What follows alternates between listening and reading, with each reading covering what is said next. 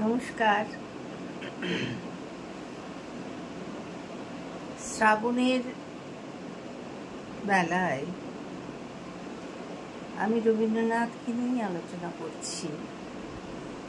আগের দিন করেছিলাম কাদম্বিনী দেবীর সাথেও ওনার সখ্যতা নিয়ে। এরপর আসছে রবীন্দ্রনাথের বিবাহ।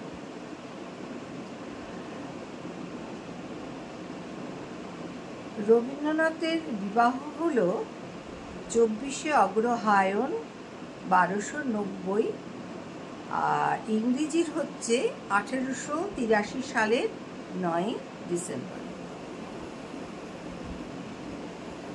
1884 সালের ফেব্রুয়ারি মাসে প্রকাশিত হলো ছবি ও গান।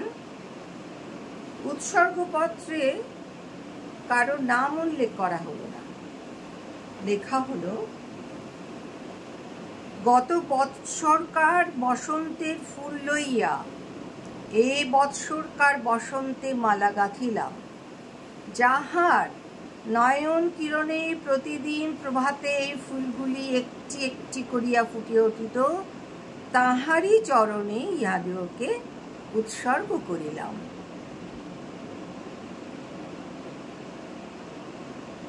এরপরে কি হলো? যতীন্দ্রনাথ জাহাজের ব্যবসায় প্রচন্ড ব্যস্ত হয়ে ফিরলেন। তার দিন রাতে বাড়ি ফেরার কোনো ঠিক থাকতো না। 19 এপ্রিল 1884 কাদম্বরী আফিং গেলেন। এখন প্রশ্ন উঠতে পারে, ওই ঘেরাটোপে তাকে সরবরাহ করলো কে?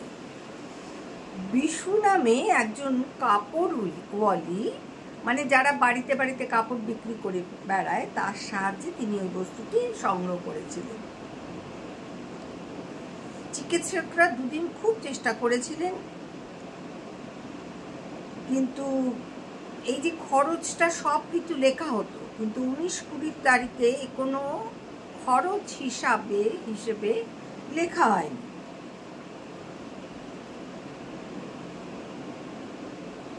এই দুদিন সেরস্তার কাজ বন্ধ ছিল।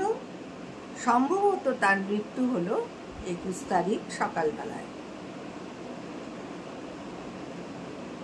পুলিশ এলো, কিন্তু পারিবারিক মর্যাদার কারণে মৃতদেহকে মর্গে না পাঠিয়ে বাড়িতেই করোনার কোর্ট বসেছিল। আইনগত প্রক্রিয়া শেষ হতে দুদিন সময় লেগে যায়। তার মৃতদেহের সৎকার হয় 23শে এপ্রিল। শ্মশানে উপস্থিত ছিলেন সৌমেন্দ্রনাথ, দীপেন্দ্রনাথ, রবীন্দ্রনাথ এবং অরুণেন্দ্রনাথ। এই সংবাদ কিন্তু কোনো সংবাদপত্রে প্রকাশিত হয়নি।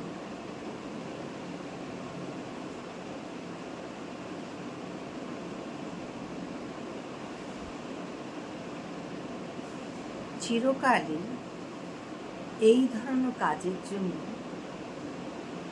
টাকার বিনিময়ে সংবাদপত্রে মুখ বন্ধ করে দেওয়া।